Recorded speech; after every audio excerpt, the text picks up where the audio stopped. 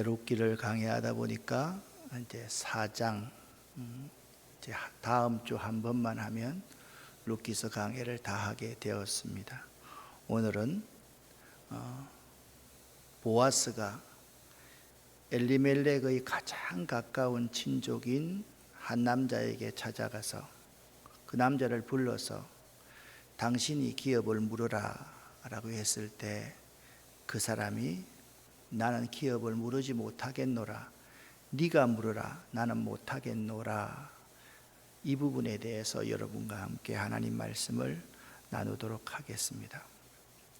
3장에서 룻은 시어머니 나오미가 시키는 대로 온전히 순종했습니다.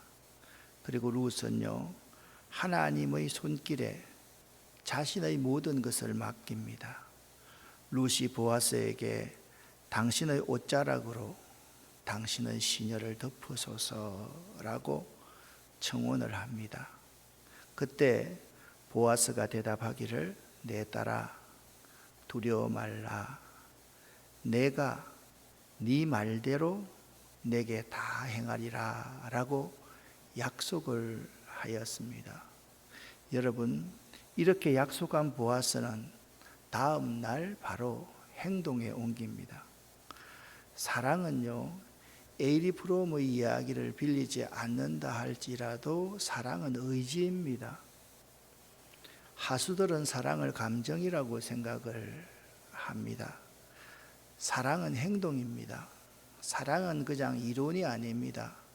사랑은 실제로 움직이는 것이고 상대의 필요를 잘 채워주는 것이 사랑입니다. 사랑한다고 그러면서 내 중심인 사람은 사랑하는 사람이 아닙니다. 사랑은 항상 상대가 중심이 되는 겁니다. 상대의 필요를 채워주는 것, 상대를 위해서 내가 말만 하는 것이 아니라 구체적으로 행동하고 자기가 말한 그 약속을 실행하는 것이 사랑입니다. 보아스가요, 자신의 말을 지키기 위해서 어떻게 행동하는지 오늘 4장 1절부터 12절에서 살펴보기를 원합니다. 일반적인 세상 사람들 같으면 이렇지 않겠습니까? 아니, 자기는 늙었고 아리따운 정말 젊은 과부가 당신의 옷자락으로 나를 덮으소서 그러면 그는 어떻게 행동하겠습니까? 그런데 보아스는 믿음의 사람이었습니다.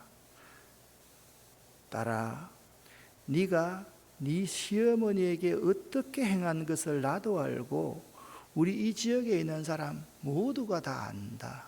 네가 정숙한 여인인 걸 내가 안다. 그러니 네 말대로 내가 행할 테니까 시간을 좀 다오라고 말을 했던 것입니다. 오늘 본문은요, 두 남자를 중심으로 이야기가 진행됩니다. 한 사람은 보아스이고요, 한 사람은 이름 없는 다른 엘리멜렉의 가까운 친족입니다. 특별히 이 두 남자는요, 대조를 이루고 있는데요, 이러한 대조는 기업 무르는 자로서 자기의 책임을 다하는 보아스를 더욱더 돋보이게 한다라는 것을 알 수 있습니다. 그런데 제가 한번 생각해 봤습니다. 보아스라는 사람은 이름이 있는데 엘리멜렉의 가장 가까운 친족 이 남자는 이름 없이 처리하고 있습니다. 왜 그럴까요? 왜 그럴까요? 우리 모두가 다 이 이름 없는 이 무책임한 남자, 욕심 덩어리의 남자와 비슷할 수 있기 때문에 그렇습니다. 이 남자의 모습에서 남자가 말하고 행동하는 모습 가운데 여러분과 저의 모습을 적나라하게 발견할 수 있기 때문입니다.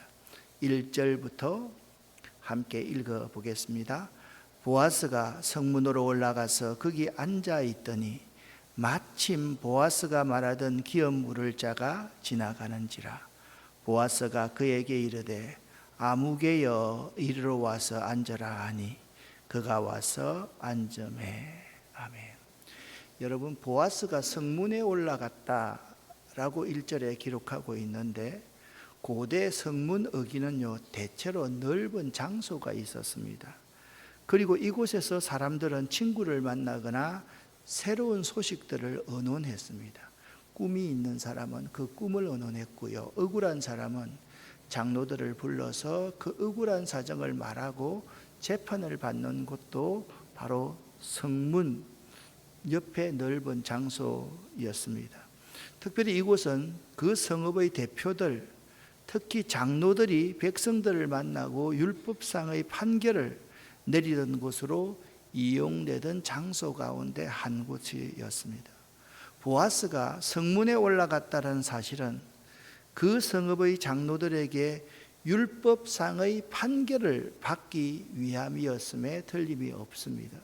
자기가 기업을 무르고 싶은데 자기가 우선순위가 아니라 차선이거든요. 그래서 그를 불러서 그 율법상의 판결을 받기 위해서 지금 성문에 올라갔다라는 것입니다. 그런데 여러분, 이 성경을 읽어보면요, 올라가다라는 표현이 많이 나와 있습니다. 올라간다. 이 성문이 높은 장소에 있어서 그냥 땀을 흘리며 계단을 올라갔다기보다는 장로들이 모여 판결하는 장소를 나아감을 의미하는데, 히브리인들은요, 어떤 중요한 장지역으로 나아갈 때, 예를 들면 성전으로 나아갈 때 성전을 올랐다라고 그렇게 표현을 합니다. 그것이 그들의 관용적인 표현입니다. 위치와는 상관없이 올라간다는 표현을 그들은 관용적으로 사용했습니다. 그리고 내려갔다라는 표현들은요, 그 내려감을 통해서 반드시 어려움을 당합니다.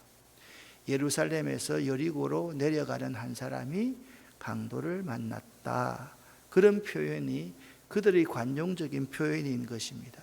그런데 보아스가 그 성문에 올라갔더니 마침 보아스가 말하던 기업 물을 자가 지나가고 있었습니다. 본문은 이미 이전에서 룻이라는 며느리가 우연히 어떤 밭에 갔는데 그 밭이 마침 누구의 밭이었다? 보아스의 밭이었다. 마침 그때에 보아스가 그 밭에 왔다. 여기 우연히와 마침, 이 하나님의 섭리가 개입되고 있다는 사실을 보여주고 있는 거죠. 어떻게 보아스가 성문에 올라갔는데 마침 그이가 그 앞을 지나가고 있었겠습니까? 하나님의 간섭하심이 이 사건 가운데 있다라는 점을 우리에게 보여주고 있는 것입니다. 여기 보십시오. 마침 보아스가 말하던 기업 물을 자가 지나가는지라. 보아스가 그에게 말하되 아무개여 이리로 와서 앉으라 하니 그가 와서 앉았다라고 말하고 있습니다. 2절입니다. 함께 읽습니다. 보아스가 그 성읍 장로 10명을 청하여 이르되 당신들은 여기 앉으라 하니 그들이 앉으매. 아멘. 이스라엘 사회에서 장로들의 일 가운데 하나는 백성들을 치리하는 일을 맡아 백성들 간의 다툼이나 법적인 분쟁이 생겼을 때 그 문제를 해결해 주는 역할이었습니다. 오늘날도 마찬가지입니다. 목사와 장로를 세우는 것은 사실 치리하기 위해서 세우는 겁니다. 치리라는 것을 우리가 잘못 생각하는데, 그 치리라는 것을 나쁜 짓을 했으면 그 나쁜 짓에게 벌을 주는 것을 치리라고 생각하는데 그런 게 아닙니다. 문제가 생길 때 그 사람들이 화해자 역할을 하고 중재자 역할을 하고 그 문제를 해결해 주는 역할이 장로들이 하는 일, 권사들이 하는 일입니다. 그런데 가만히 보면 그것을 사람들은 벼슬처럼 생각합니다. 높은 지위처럼 생각합니다. 거기만 올라가면 그냥 목이 곧아지고 그냥 어깨에 힘이 주어지고 말도 아주 거룩하게 하는 척 하는 사람들이 참으로 많습니다. 그런 것이 결코 아닙니다. 여기서 보아스가 장로 10명을 불렀다라는 것은 이 재판의 사무를 완벽하게 처리하기 위한 법적 성원수였던 것 같습니다. 충분한 정인의 수이기도 한데요. 여하튼 장로 10인으로 구성된 이 판결은 전혀 이 판결이 하자가 없음을 나타내기 위해서 보아스가 장로 10명을 그 자리에 함께 앉혔다. 장로들에게 보아스가 말합니다. 당신들은 여기 앉아라. 자, 마침 지나가던 그 기업물을, 가장 가까운 기업물을 자를 여기 앉아라. 장로들도 여기 앉아라. 이 말은 보아스가요, 이 베들레헴 성읍의 유력자임을 실제적으로 증명해 주는 것이라 보여집니다. 보아스가요, 장로들을 소집하여 그들에게 앉을 자리를 정해준 것으로 보아서 우리는 그가 장로들 중에 가장 유력한 지도자급임을 추정할 수가 있습니다. 무엇보다도 보아스는 유다 지파 족장이었던 나손의 손자였으므로 그들은요, 대물림을 하는 족속들이거든요. 그의 조부가 소유한 재산을 상속받았을 뿐만 아니라 가문의 그 위치도 상속받은 것이 틀림이 없습니다. 그러니까 그 베들레헴 성읍에서 가장 유력한 자, 장로들 10명을 불러서 앉힐 수 있고 그들을 자리에 앉힐 수 있는 그러한 위치가 보아스였던 것입니다. 3절 말씀 함께 읽겠습니다. 보아스가 그 기업물을 자에게 이르되 모압 지방에서 돌아온 나오미가 우리 형제 엘리멜렉의 소유지를 팔려함으로. 아멘. 여기 이제 개역 개정 사판에는 팔려함으로라고 나와 있는데 옛날 개역 성경에는 관할함으로라고 나와 있습니다. 관할함으로라는 것이 원어에 더 가깝다라고 저는 생각을 합니다. 그래서 오늘 이 본문에 관할함으로에 해당되는 히브리어 마케라라는 단어는요, 팔다, 히브리어 마카르의 칼 완료형입니다. 이에 시리아 역에서는요, 팔았다라고 그렇게 번역되었습니다. 그런데 계속되는 대화의 내용으로 볼 때 나오미가 그 땅을 팔았다는 의미가 없습니다.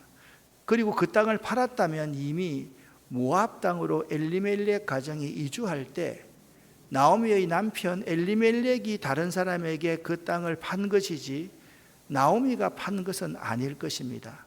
따라서 이 문제를 해결하기 위해서는 히브리어의 완료형의 의미를 살펴볼 필요가 있습니다. 즉 히브리어 완료형은 비단 완료된 과거의 일뿐만 아니라 미래적 의미로서 미래의 완료, 성취될 것이 확실한 약속이나 결심 등에 대해서도 사용되고 있습니다. 이러한 의미를 기초로 하여서 이 마케라라는 관할함으로를 번역해 보면 팔려고 결심했다로 번역하는 것이 맞다라고 생각이 되어집니다. 이에 따라서 대부분의 영역 성경은 킹 제임스 버전이나 뉴 인터내셔널 버전이나 리바이브 스탠다드 버전이나 리빙 바이블이나 모든 번역 성경에서는 진행형, 미래를 나타내는 진행형 팔 것이다 라고 말을 하고 있는 것입니다. 그러니까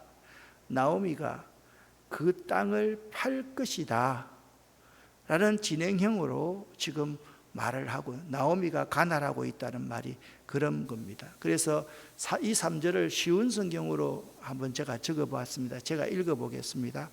보아스가 그 가까운 친척에게 말했습니다. 우리의 형제 엘리멜렉이 살아있을 때 그는 땅을 가지고 있었어. 이제 모압 지방에서 돌아온 나오미에게 그 소유의 근한이 있어 라고 그렇게 말을 하면서 보아스가 그치에게 나오미에게 땅이 있다 그렇게 소개합니다. 그래서 당신에게 내가 이 말을 해야 되겠어. 여기 앉아있는 내 백성의 10명의 장로들 앞에서 내게 당신의 가부를 말해 주시오. 그 땅을 당신이 사시오. 그 땅을 사들여서 나오미에게 돌려줄 수 있는 첫 번째 사람은 당신이고 그 다음 사람은 나요. 당신이 사지 않겠다면 내가 사서 나오미에게 돌려주겠소. 그러자 그 친척은 땅을 산다라는 말이 딱 들리니까 알겠습니다. 내가 그 땅을 사서 나오미에게 돌려주겠소 라고 그렇게 말하는 겁니다. 이제 큰일 났습니다. 이 사람이 땅을 산다 그러면 보아스는 룻과 결혼할 수가 없습니다. 기업 물을 자가 될 수가 없는 것입니다. 그런데 나오미가 그 땅을 다른 사람에게 팔지 않고 친족 고엘을 찾는 히브리 율례상 어떤 사람이 매우 가난하여서 그냥 실패하여서 그 기업의 땅을 팔 경우에 그는 반드시 그 기업의 땅을 가장 가까운 친족 기업 물을 자에게 먼저 팔아야 한다는 전통이 있었습니다. 왜냐하면 그렇게 함으로써 그 땅은 계속 그 가문 중에 남아있게 될 것이기 때문이었습니다. 그런데 나오미에게 가장 가까운 친족은 그 땅에 욕심이 있었으므로 자기가 그 땅을 사겠다라고 대답을 해버립니다. 여기 땅, 재산에 욕심이 있는 사람이 있고요. 여기 고엘에 욕심이 있는 사람이 있습니다. 이 고엘은요, 자기가 대가를 치러주는 사람 아닙니까? 자기가 희생하는 사람이 아닙니까? 고엘은 믿음으로 그것을 취하여서 그에게 되돌려주는 것 아닙니까? 나중에 설명하겠지만, 제가요 계대 결혼을 해서 이 나오미의 이 가족과 제가 만일 결혼을 한다고 해가지고 여기서 아이가 태어나면 이 땅이 있잖아요. 이 땅이 제 재산이 되는 것이 아니라 여기 룻의 아들이 태어나면 룻의 아들의 땅이 되는 겁니다. 그러면 그 땅을 사면 그 땅이 제 재산이 되는 겁니까? 제 재산을 빼앗기는 것이 되는 겁니까? 빼앗기는 것이 되잖아요. 내 재산이 아니라 누구요? 계대 결혼을 한 그 여인의 아들에게로 그 땅이 돌아가기 때문에 가만히 생각해 보니까 땅을 사겠다라고 땅만 사겠다는 거예요. 이 사람은 사람에게는 관심이 없는 거예요. 땅만 사면 그에게 이익이 오고 그에게 많은 재산이 증가되고 땅이 많다는 것은 많은 종도 거느릴 수 있는 그러한 시대였기 때문에 바로 욕심이 땅에 재산에 욕심이 있는 사람이 있었다라는 겁니다. 여러분은 어떤 사람인 것 같습니까? 여러분은 재산에 욕심이 있는 그 사람 같습니까? 아니면 고엘, 신앙, 사회적인 책임, 그 어려운 그 사람에게 욕심이 있는 사람이라고 여러분 스스로가 생각하십니까? 여러분은 어떤 사람이라고 생각합니까? 어떤 것 같아요? 나는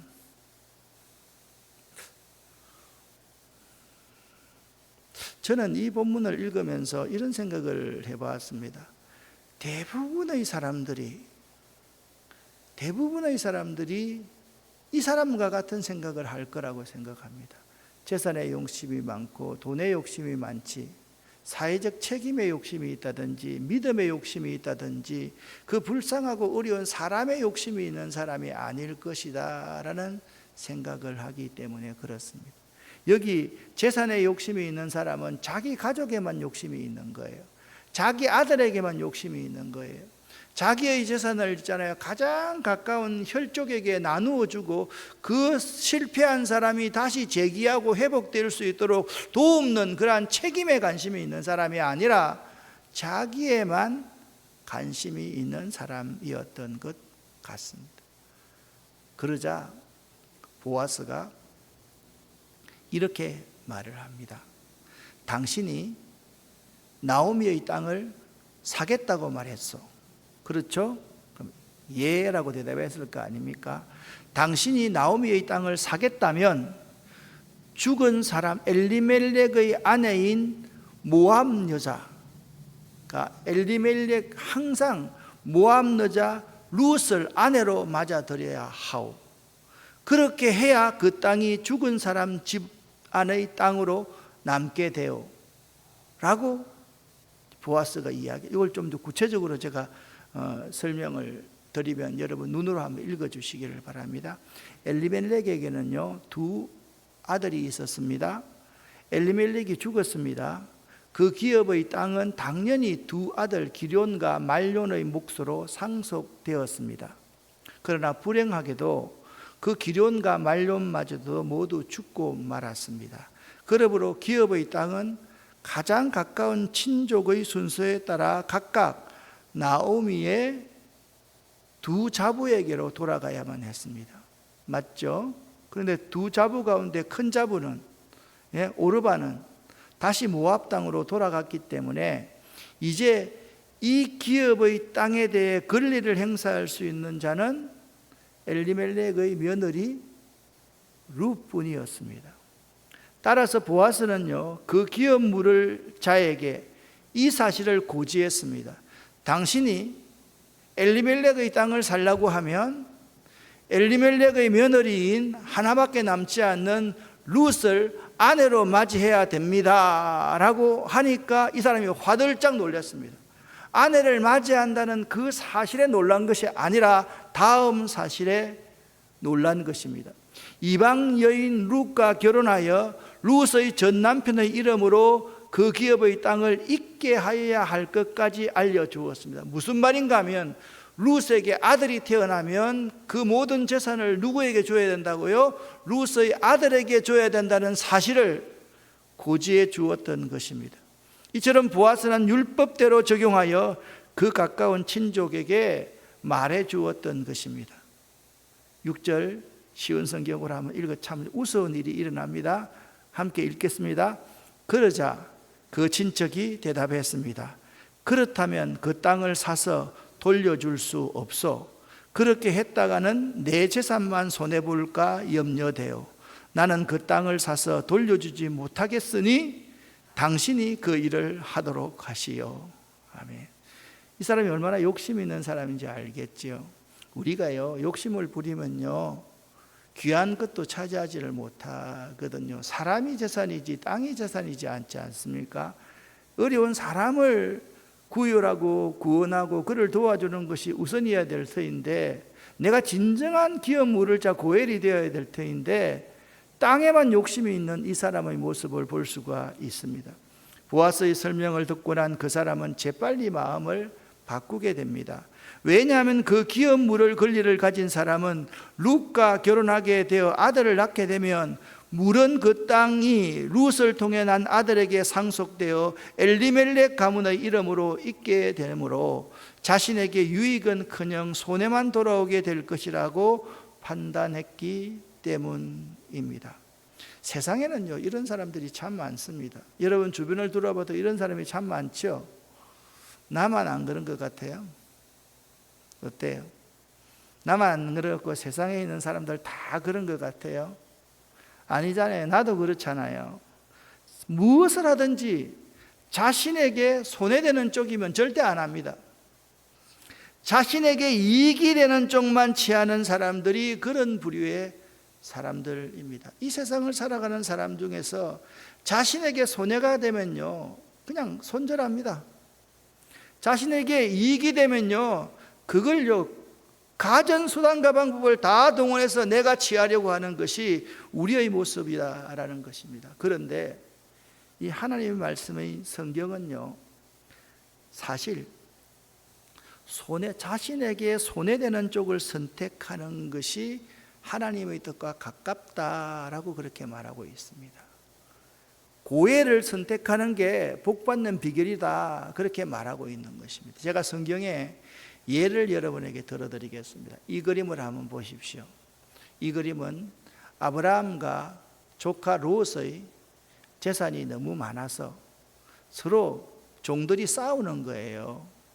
그래서 이제 우리가 서로 찢어져야 되겠다라는 생각을 하게 되었습니다. 여러분 세상에는요 재물이 귀한 것 같고 땅이 귀한 것 같고 양이 귀한 것 같고 소가 귀한 것 같지만 이 재물 세상 것보다 더 귀한 것이 있어요. 그걸 우리는 모른다는 거예요. 자꾸 우리 재물보다 더 귀한 그 무엇이 있다라는 것을 모르는 거예요. 이 그림에서 보십시오. 아브라함은 보이지 않는 것을 선택하지만 롯은 눈에 보이는 것을 선택합니다. 아브라함은요, 하나님의 약속에 의지하여 선택하지만 롯은 자신의 눈에 보이는 그 아름다운 모습을 보고 선택합니다. 아브라함은요, 손해 드는 쪽을 선택하지만 롯은요, 자신에게 이익되는 쪽을 선택합니다. 그 결과 어떻게 됐습니까? 아브라함은 복덩어리가 되었고 롯은요, 소돔과 고모라성에서 멸망하는 자가 되었다라는 사실입니다. 우리는요, 항상 재물보다 귀한 것이 있다는 사실을 잘 알지 못하는 사람입니다. 그 사람은 바로 그런 사람이었습니다. 재물보다 귀한 것이 있다. 그 사람에게는 믿음이라는 것이 전혀 없었습니다. 고엘이라는 내가 책임을 물어야 되겠다, 사회적 약자에 대해서 내가 책임을 다해야 되겠다는 생각이 전혀 없었던 사람이 엘리멜렉의 가장 가까운 친족이었을 겁니다. 여러분 한번 생각해 보세요. 그 코딱지만한 그 베들레헴 그 동네에 나오미가 돌아왔다. 이 가까운 친족이 알았을까요? 몰랐을까요? 이 운양동 정도가 되면 엄청 크겠죠. 운양동 정도가 됩니다. 내가 가서 배가 망신하고 돌아왔습니다. 여러분 몰랐을까요? 가까운 친족이 몰랐을까요? 알았을 거예요. 당연히 다 알았을 거예요. 여러분, 이때 아브라함은 이렇게 조카 롯에게 말합니다. 네가 자하면 내가 우하리라. 네가 먼저 선택하고 나머지 찌꺼기를 내가 할게. 네가 다 해. 나머지 내가 할게. 아브라함과 롯이 한 곳에 동거하기가 어려워서 서로 그렇게 떠나기로 합니다. 이때 아브라함은 롯에게 선택권을 양보합니다. 여러분, 이런 사람이 될 수 있기를 예수 이름으로 간곡히 부탁을 드립니다. 여러분, 요한복음 12장 24절 25절에 예수께서 이렇게 말씀하고 있습니다. 내가 진실로 진실로 너희에게 이르노니 한 알의 밀이 땅에 떨어져 죽지 아니하면 한 알 그대로 있고 죽으면 많은 열매를 맺느니라. 자기 생명을 사랑하는 자는 잃어버릴 것이요 이 세상에서 자기 생명을 미워하는 자는 영생하도록 보전하리라. 할렐루야. 성경의 원리는 바로 이겁니다. 자기 생명을 미워하라는 겁니다. 자기 생명만 사랑해서는 안 된다는 거예요. 자기 생명을 미워한다는 것은 무엇입니까? 여러분, 다른 사람을 내 생명보다 더 귀하게 생각하는 것은 자기 생명을 미워하는 것이죠. 여러분, 나에게 10개가 있습니다. 많아서 다른 사람을 도우는 것이 아니지 않습니까? 5개는 내 자식에게 쓰고 5개는 그 가난한 자식에게 쓸 수 있는 게 그게 우리네 재산 아닙니까, 여러분? 세상에 많은 사람들이 이웃을 도우는 것 봤습니까? 없는 사람이 도우지요. 지지리도 못 사는 사람이 도우려고 하지요. 예? 한 끼 밥 먹을 수 없는 사람이 이웃을 도우려고 하지 넉넉해서 도우는 사람이 어디 있습니까? 넉넉하면요 더 많이 쓰고 싶고 더 많이 여행하고 싶고 더 많이 누리고 싶은 게 인간의 재성 아닙니까? 그렇기 때문에 우리는 내 자신을 미워할 수 있는 사람, 희생시킬 수 있는 그러한 사람입니다. 드디어 그 사람이 거부합니다. 나는 못하겠노라. 당신이 그 기운 물을 자가 되시오 라고 말을 하니까 이 룻기서 기자는 이렇게 7절 8절에서 자세하게 그 상황에 대해서 설명을 해놓고 있습니다. 7절 8절 같이 읽겠습니다. 옛날부터 이스라엘에서는 사람들이 물건을 바꾸거나 새로 살 때 한 사람이 자기 신을 벗어서 다른 사람에게 주는 간섭이 있었는데 그것으로 물건을 사고 파는 증거를 삼았습니다. 그 친척이 보아스에게 당신이 그 땅을 사시오 하면서 자기 신을 벗었습니다 라고 말합니다. 자기 신을 벗었습니다. 자기 신을 벗는다는 것은요 포기한다는 것을 의미하는 거거든요. 모세에게 하나님이 말씀합니다. 네가 선 곳은 거룩한 곳이니 네 발에 신을 벗어라. 네 인생의 가장 네가 의지하는 것 포기하라는 거예요. 다 내려놓으라는 거예요. 그럴 때 하나님께서 모세에게 나타나서 모세에게 사명을 주신 것을 기억할 수 있기를 바랍니다. 당신이 그 땅을 사시오 하면서 자기 신을 벗었다. 자기가 포기한다라고 선언했습니다. 이제 모든 것이 하나님의 섭리대로, 나오미와 보아스의 바램대로 잘 되었습니다. 신앙생활이 뭔지 아세요? 하나님의 섭리와 우리들의 바램이 잘 조화되는 것이 신앙생활입니다. 여기에 우리의 인내와 믿음이 필요합니다. 하나님의 섭리를 쫓아가야만 합니다. 우리의 바람이 있어야 됩니다. 보아스의 바람이 무엇이었습니까? 룻을 보고 이 여인의 기업을 내가 물어줘야 되겠구나 라고 생각해서 약속했습니다. 그 바람이 이루어지지 않을 수가 있습니다. 그러나 하나님의 섭리가 함께하여서 그 가장 가까운 친족이 기업 물음을 포기하자 그 바람이 하나님의 섭리 가운데 조화롭게 이루어졌던 것입니다. 거기에 반드시 인내가 필요하고 거기에 반드시 믿음이 필요한 것입니다. 그 사람이 기업 물음을 포기했습니다. 9절부터 10절까지를 쉬운 성경으로 같이 읽어보겠습니다. 그러자 보아스가 장로들과 모든 마을 사람들에게 말했습니다. 여러분은 오늘 내가 나오미의 땅을 사는 일의 증인입니다. 나는 엘리멜렉과 기럨과 말론에게 속했던 모든 것을 사겠습니다. 그리고 말론의 아내였던 모압 여자 룻도 내 아내로 맞아 드리겠습니다. 그렇게 되면 룻의 죽은 남편의 재산이 그의 집안으로에 그대로 남아 있을 것입니다. 그리고 그의 이름이 그의 집안에서나 그의 땅에서 영원히 끊기지 않을 것입니다.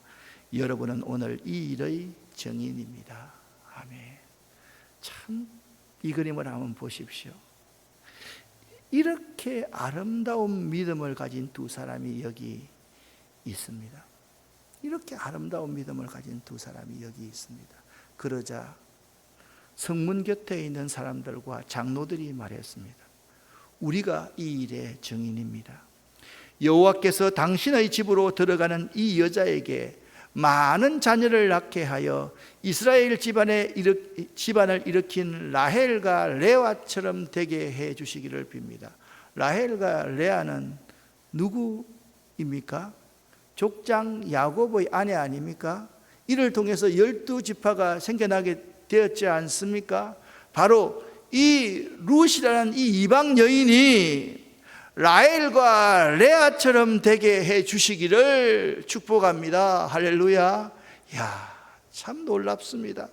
또 당신이 에브랏 지방에서 권세를 떨치고 베들레헴에서 더욱더 유력한 자가 되기를 바랍니다 라고 말씀하고 있습니다. 여호와께서 룻으로 말미암아 라헬과 레와 두 사람과 같이 되게 하시고, 여러분 말씀드렸듯이 족장 야곱의 아내로서 12지파를 형성한 12아들들의 어머니가 룻이 되게 해달라고 그렇게 빌고 있는 것입니다. 여러분, 룻이 그렇게 됐습니까? 되지 않았습니까? 여러분, 다윗의 할머니가 되었지 않습니까? 예수 그리스도의 조상이 되었지 않습니까? 이것이 이루어졌습니까? 이루어지지 않았습니까? 그대로 이루어진 것입니다. 따라서 장로들과 백성들은 룻 역시 여호와께 그러한 풍성한 복을 받아 자녀의 번성과 물론 라헬과 레와 같이 믿음의 어머니가 되도록 해달라고 축복하며 그 둘에게 복을 빌었던 것입니다. 이러한 축복의 말은요, 장로들과 모든 마을 사람들이 보아스의 믿음과 행실을 칭송하고 있었고 룻의 믿음과 행실을 칭송하고 있었다는 증거입니다. 두 사람이요, 그 마을 모든 사람들에게 칭송받는 사람이 아니었으면 이런 축복의 말을 그들이 할 수가 없다라는 것입니다. 여러분, 사도행전 2장에 보면 예루살렘 교회가 나와 있지 않습니까? 예루살렘 교회의 교인들은요, 이런 사람들이었습니다. 또 온 백성에게 칭송을 받는 사람들이었습니다. 그래서 주께서 구원받는 사람을 날마다 더하게 하여서 그 예루살렘 교회는요 3,000명 이상이 모이는 놀라운 교회가 되었다니까요. 정말 중요한 것은 보아스와 룻처럼 이렇게 사람들에게 칭송받는 사람이 되어야만 하는 것입니다. 예루살렘 지역에 있는 많은 사람들에게 칭송받는 그리스도인들이 되어야만 하는 것이에요. 또한 오늘 결론적인 12절에 이렇게 또한 축복을 하고 있습니다. 다말이 유다의 아들 베레스를 낳았듯이 여호와께서 룻을 통해 당신에게 많은 자손을 주시기를 바랍니다. 그리고 당신의 집안이 베레스의 집안처럼 되기를 바랍니다. 자, 지금 이 12절도 매우 중요한 성경 해설이 되어야 될 구절입니다. 여러분, 다말이 어떤 여자입니까? 자기의 남편이 죽었습니다. 그런데 유다가요 막내 하나가 있는데 유대인들은 대를 잇기 위해서 형이 죽으면 형사 치수 제도가 있었습니다.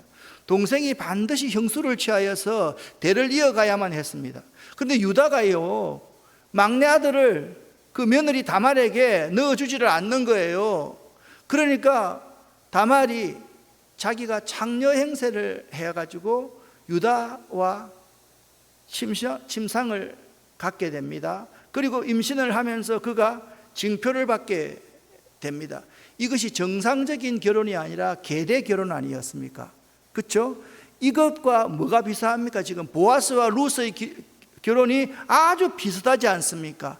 그러니까 이 베레스의 집과 같이 하시기를 원하노라. 그런 말은 다말이 그의 시아버지 유다와 동침하여 낳았던 쌍둥이 아들 곧 베레스와 세라 중에서 세라가 형이고 베레스가 동생이거든요. 차자가 베레스였는데 여기서 세라의 이름이 빠진 이유는 다음 시간 18절에 이게 족보가 나오는데 이 족보에서처럼 보아스가 베레스의 후사라는 점에 주목할 필요가 있다라는 것입니다.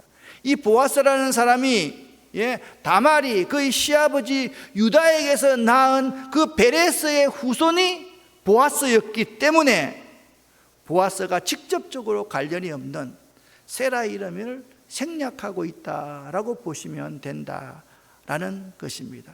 사랑하는 여러분, 사람들은요 이 보아스와 룻에게 이렇게 축복합니다. 당신이 이스라엘의 12지파를 이룬 그 야곱의 집안처럼 그러한 가문을 이루기를 원합니다.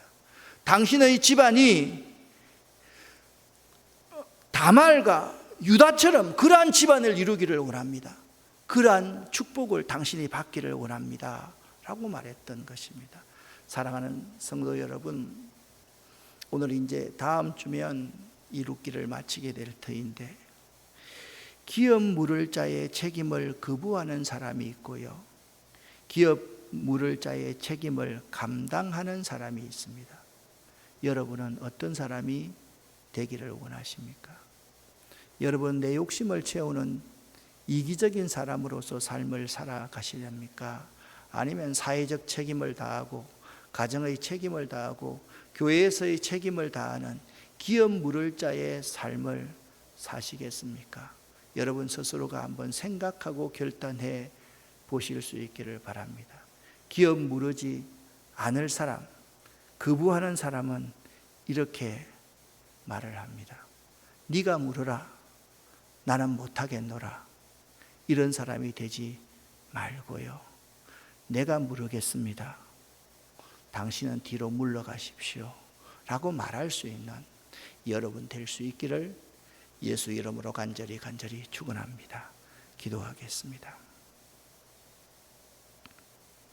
살아계신 하나님 아버지, 여기 기업 무르기를 거부하는 욕심이 있는 한 사람과 기업을 무르기 위해서 어떤 희생도 감내하기를 원하는 보아스와 같은 두 사람을 오늘 이 시간 생각해 보았습니다.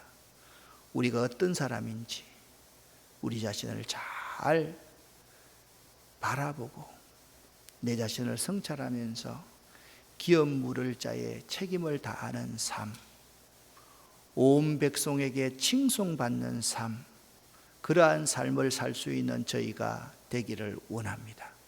하나님 우리에게 은혜를 내려 주시옵소서.